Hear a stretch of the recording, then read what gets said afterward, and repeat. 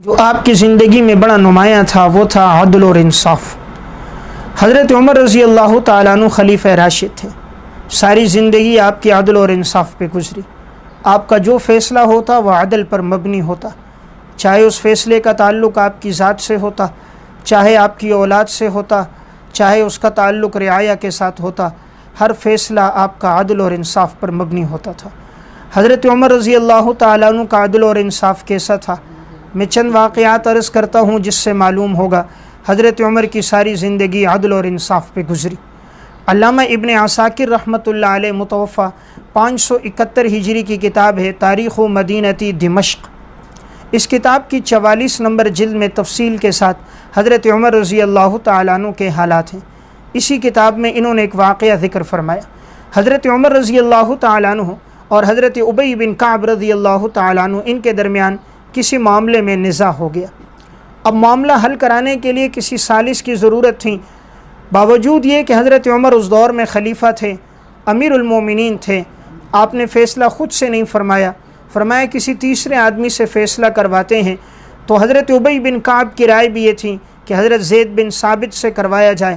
تو حضرت عمر اور حضرت ابی بن کعب رضی اللہ تعالیٰ عنہما حضرت زید بن ثابت رضی اللہ تعالیٰ عنہ کے پاس گئے۔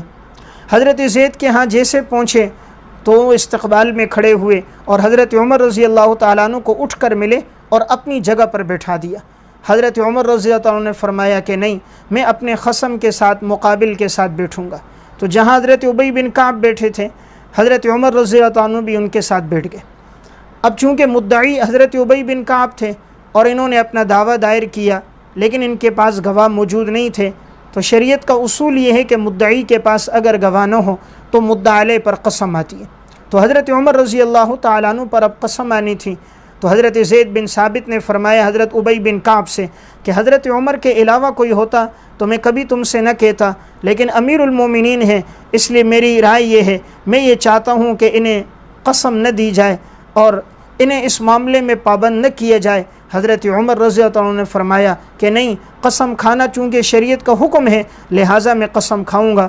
قسم کھائی اور ان کے حق میں فیصلہ ہو گیا۔ اس موقع پر جو جملہ آپ نے فرمایا میں وہ بتانا چاہ رہا ہوں۔ آپ نے حضرت زید کو مخاطب کر کے کہا، زید تم اس وقت تک عادل حکمران نہیں بن سکتے، اس وقت تک عادل جج اور قاضی نہیں بن سکتے جب تک تمہاری نگاہ میں عمر اور عام انسان برابر نہ ہو۔ یہ تم نے فیصلے کے اندر دو خطائیں کی۔ نمبر ایک، تم نے مجھ سے کہا میرے قریب بیٹھو، حالانکہ اصول یہ ہے مدعی اور مدعا علیہ دونوں ایک ساتھ بیٹھیں گے۔ نمبر دو، تم نے میرے لیے رعایت رکھی کہ میں قسم نہ کھاؤں، حالانکہ شریعت کا اصول ہے مدعی کے ذمے گواہ، مدعا علیہ کے ذمے قسم ہے۔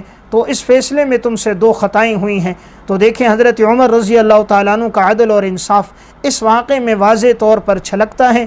آپ مدعی کے ساتھ بیٹھے اور شریعت کے ضابطے کے مطابق آپ نے قسم بھی کھائی۔ حضرت عمر رضی اللہ تعالیٰ عنہ کے عدل اور انصاف کا اندازہ اس واقعے سے بھی ہوتا ہے جسے امام احمد بن حنبل رحمۃ اللہ علیہ متوفہ 241 ہجری نے اپنی کتاب الزہد میں نقل فرمایا۔ جب بحرین فتح ہوا تو مشک اور عنبر کی خوشبو بھی بہت زیادہ آئی۔ حضرت عمر رضی اللہ تعالیٰ عنہ چاہ رہے تھے کہ یہ خوشبو تقسیم کی جائے اور کسی عورت کے ذریعے سے اس کو تقسیم کروایا جائے اور عدل اور انصاف کے ساتھ برابر کی تقسیم ہو۔ تو آپ کی گھر والی تھیں حضرت عاتقہ بنت عمر بن نفیل۔ انہوں نے فرمایا امیر المومنین مجھے دیجئے تاکہ میں تقسیم کر دوں۔ حضرت عمر نے فرمایا نہیں، تم تقسیم نہ کرو۔ کہا کیا آپ کو میرے اوپر اعتماد نہیں کہ میں عدل اور انصاف کے ساتھ تقسیم کروں گی؟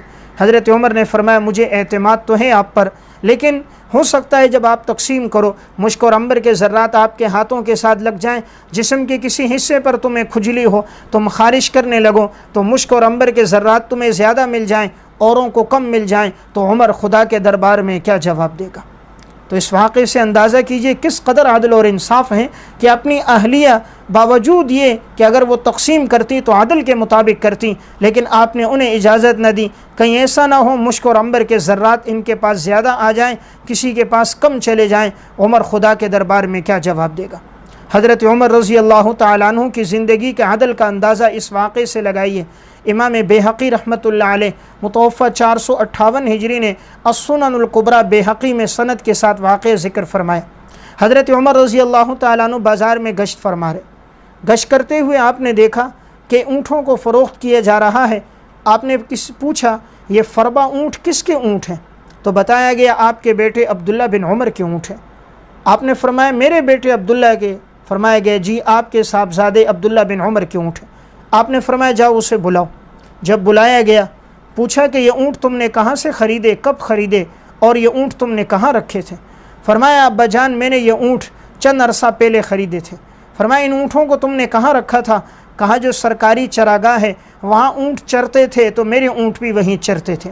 حضرت عمر رضی اللہ تعالیٰ عنہ نے فرمایا کہ اس کا مطلب یہ ہوا تمہارے اونٹ وہاں چرتے تھے تو تمہارے اونٹوں کی رعایت زیادہ رکھی گئی ہوگی۔ کہا گیا ہوگا کہ امیر المومنین کے بیٹے کے اونٹ ہیں، ان کے سامنے چارہ زیادہ ڈالو، ان کی خبرگیری زیادہ کرو، ان کے سامنے پانی رکھو، ان کی مالش کرو، تمہارے اونٹوں کی رعایت زیادہ رکھی گئی ہوگی، اوروں کے اونٹوں کی رعایت کم رکھی گئی ہوگی، اور وہ سرکاری چراگاہ ہے اس میں رعایا کا حق ہے، تمہارا میں اس میں مناسب نہیں سمجھتا کہ تم اپنے اونٹوں کو اس میں چھوڑ دیتے، تم نے جو کیا وہ غیر مناسب کیا، لہٰذا اپنے اونٹوں کو فروخت کرو، جس قیمت پہ تم نے اونٹ خریدے تھے وہ قیمت تم لے لو، اور جتنی زائد رقم ہے وہ بیت المال میں جمع کروا دو۔ چنانچہ عبداللہ ابن عمر رضی اللہ تعالیٰ عنہ نے اونٹ فروخت کیے، اور جتنی رقم میں انہوں نے اونٹ خریدے تھے وہ رقم اصلی تو خود لے لی، جتنا نفع ہوا وہ سارا بیت المال میں جمع کروا دیے۔ تو یہ حضرت عمر رضی اللہ تعالیٰ عنہ تھے، عدل اور انصاف کے مطابق انہوں نے فیصلہ کیا۔ حضرت عمر رضی اللہ تعالیٰ عنہ کے عدل کا معاملہ کتنا تھا اس کا اندازہ اس واقعے سے لگائیے جسے امام واقدی رحمۃ اللہ علیہ متوفہ 207 ہجری نے فتوح الشام میں، اور حافظ ابن کثیر رحمۃ اللہ علیہ متوفہ 774 ہجری نے البدایہ والنہایہ میں نقل فرمایا۔ جبلہ بن ایہم یہ ایمان لے کر آئے، یہ غسان کے شہزادے تھے۔ جب یہ ایمان لے کر مسلمان ہو کر آئے تو یہ بیت اللہ میں داخل ہوئے، ان کے ساتھ ان کے نوکر چاکر اور خدام بھی موجود تھے، ان کے ساتھ ان کے رفقا کی ایک بڑی تعداد تھی۔ جب یہ حرم میں داخل ہوئے جبلہ تو یہ طواف کرنے لگے اور ان کی چادر پیچھے سے گھسٹتے ہوئے آ رہی تھیں۔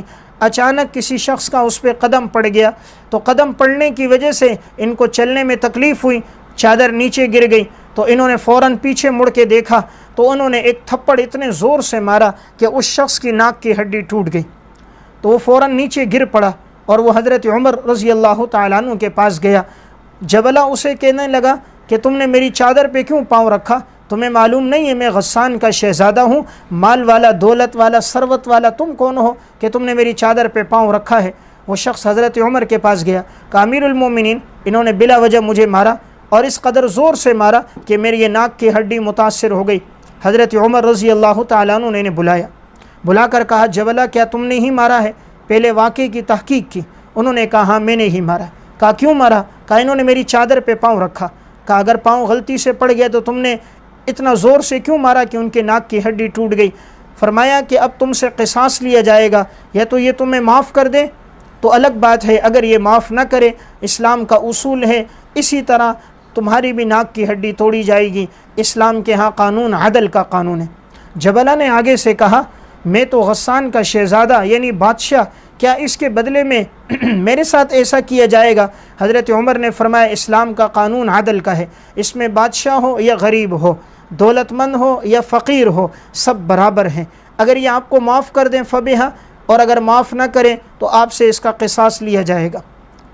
اس نے آگے سے کہا کہ میں ایسا دین چھوڑ دوں گا جس دین کے اندر غریب اور امیر برابر ہو جائیں۔ حضرت عمر رضی اللہ تعالیٰ نے فرمایا اگر تم نے دین چھوڑ دیا پھر تو ہم تمہیں قتل کر دیں گے، یعنی اشارہ تھا ارتداد کی طرف، اگر مذہب چھوڑو گے پھر تو تم مرتد ہو جاؤ گے۔ انہوں نے کہا مجھے کچھ دیر وقت دیجئے، میں سوچتا ہوں پھر میں آؤں گا۔ حضرت عمر رضی اللہ تعالیٰ عنہ کے پاس سے وہ چلے گئے سوچنے کے لیے۔ انہیں معلوم تھا حضرت عمر ضرور عدل پر فیصلہ کریں گے، وہ جو کہتے ہیں وہ کرتے ہیں، صرف دھمکی نہیں دیتے بلکہ شریعت کے معاملات کو طے کرتے ہیں شریعت کے اصولوں کے مطابق۔ اب وہ شخص وہاں سے گیا، رات کے وقت جب اندھیرا چھا گیا تو اپنے ساتھیوں کو لے کر وہ وہاں سے نکل پڑا، بھاگ گیا اور مکہ کے حدود سے نکلا اور پھر وہ ہرقل کے پاس روم چلا گیا، اور معاذ اللہ پھر وہ بدبخت دوبارہ مرتد ہو گیا اور اس نے عیسائیت کو قبول کر دیا۔ حضرت عمر رضی اللہ تعالیٰ عنہ میں اس واقعے کو سنانے کا مقصد کہ ان کے ہاں عدل اور انصاف کتنا تھا، انہوں نے ایک عام آدمی اور ایک بادشاہ کے درمیان بھی عدل کا معیار برقرار رکھا، اور کہا کہ اگر وہ تمہیں معاف کریں تو ٹھیک، اگر معاف نہ کریں تو تم سے بھی اسی طرح کا بدلہ لیا جائے گا۔ میں عرض کر رہا تھا حضرت عمر کی زندگی کا یہ وصف تھا، عدل اور انصاف۔ حضرت عمر کی زندگی میں عدل کس قدر ہے، اس واقعے کا اندازہ اس سے لگائیے۔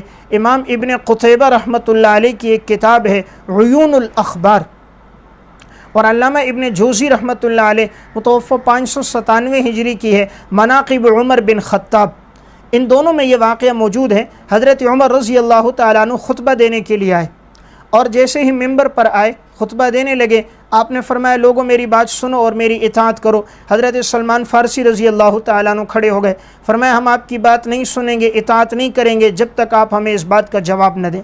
فرمایا بھئی کس بات کا جواب؟ کہا یہ کپڑے تقسیم ہوئے، ہمارے درمیان بھی تقسیم ہوئے، لیکن ہمارا کرتا نہ بنا، اور ان کپڑوں میں آپ کا کرتا کیسے بن گیا؟ اشارہ اس طرف تھا کہ آپ کا قد بھی لمبا ہے، جسامت بھی ہے، تو آخر ایک کپڑے سے آپ کا کرتا کیسے بنا؟ حالانکہ ہمیں ملا تو ہمارا تو کرتا نہ بنا۔ حضرت عمر رضی اللہ تعالیٰ عنہ نے اپنے بیٹے کی طرف اشارہ کیا، عبداللہ ابن عمر آئے اور آ کر ممبر پر انہوں نے جواب دیا کہ میں نے بھی اپنے حصے کا کپڑا حضرت عمر کو دیا، جب یہ دونوں کپڑے ملے تو ان کے بعد میرے والد کا یہ کرتا بنا ہے۔ اب حضرت سلمان فارسی رضی اللہ تعالیٰ نے فرمایا امیر المومنین اب آپ اپنے خطبے کو جاری رکھیں۔ حضرت سلمان فارسی بیٹھ گئے، حضرت عمر رضی اللہ تعالیٰ عنہ نے اپنا خطبہ جاری رکھا۔ یہ چند واقعات سنا کے میں بتانا یہ چاہ رہا تھا کہ آپ کی زندگی میں کس قدر عدل اور انصاف تھا۔ آپ نے ہر موقع پر عدل کے دامن کو مضبوطی سے پکڑ کے رکھ کر امت کو درس دیا تھا، جیسے بھی معاملات ہوں انسان کبھی عدل کے دامن کو نہ چھوڑے۔